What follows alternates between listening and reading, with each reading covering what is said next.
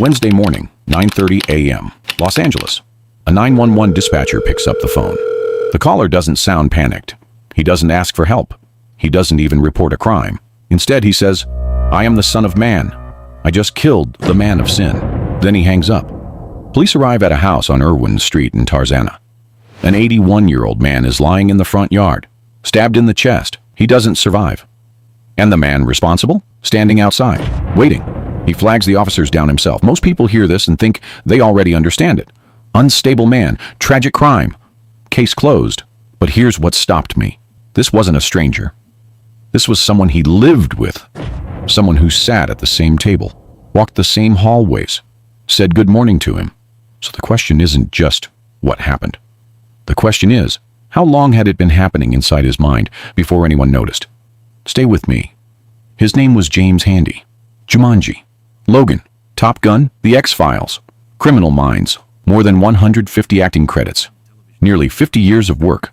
The kind of actor Hollywood depends on, but nobody ever learns the name of.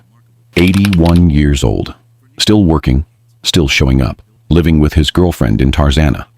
Quiet neighborhood, residential street, and living in that same house.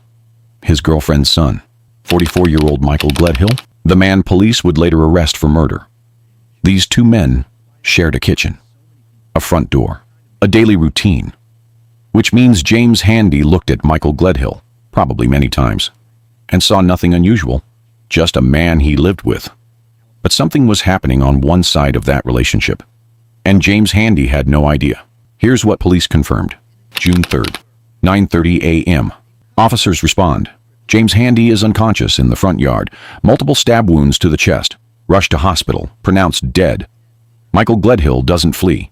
He walks outside, flags down the responding officers, and tells them he's the one they're looking for. Arrested, booked for murder. Bail set at $2 million.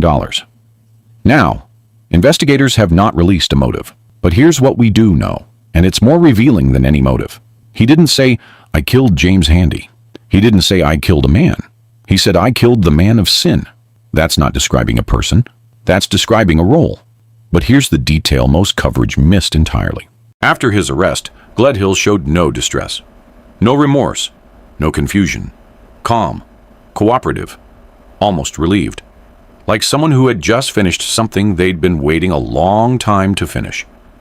And then, according to investigators, he asked for water, sat down, and waited to be processed.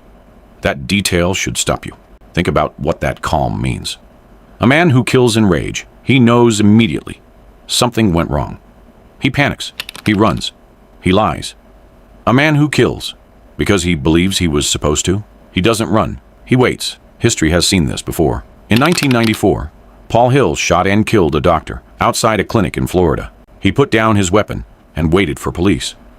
At his trial, he said he had no regrets, that he was acting under a higher authority. In 2009, Scott Roeder shot and killed a doctor inside a church in Wichita. He sat back down in his pew, waited for people to call 911. Later told investigators he felt he had done what needed to be done. Different cases, different contexts, same psychological signature, the absence of panic, the presence of certainty. Not rage, certainty. Because rage hesitates, as certainty doesn't. And here's where this case gets darker than the crime itself. Because "I am the Son of Man" is not a thought that arrives on a Tuesday morning. It builds. It has a shape, a sequence, a path. Withdrawal first, the person stops testing their beliefs against other people. The mind becomes a sealed room, and in a sealed room, any idea can grow unchallenged. Then grandiosity. They stop feeling ordinary. They start feeling appointed. Then a target forms. Someone in their immediate world stops being a person and becomes a symbol. Not a neighbor, not a roommate, the man of sin. And finally, certainty locks in. By that point, the people living closest to them are often the last to see it. Not because they're careless, because withdrawal looks like introversion. Grandiosity looks like confidence. Obsession looks like passion. The signs are there. They just don't look like signs yet. James Handy spent 50 years playing the people who restore order, doctors, judges, police officers, men who could read a room and knew exactly what was wrong. And in the final chapter of his life, he became a character in a story he didn't even know existed. written entirely inside someone else's mind. Assigned a role he never auditioned for. He couldn't defend himself against that story because he didn't know he was in it. We assume that living with someone means knowing them, but you can share every meal, every hallway, every morning, and still have no idea what story they're telling themselves inside their head. No idea what role they've quietly given the people around them. James Handy deserved to grow old in that house. He didn't get to.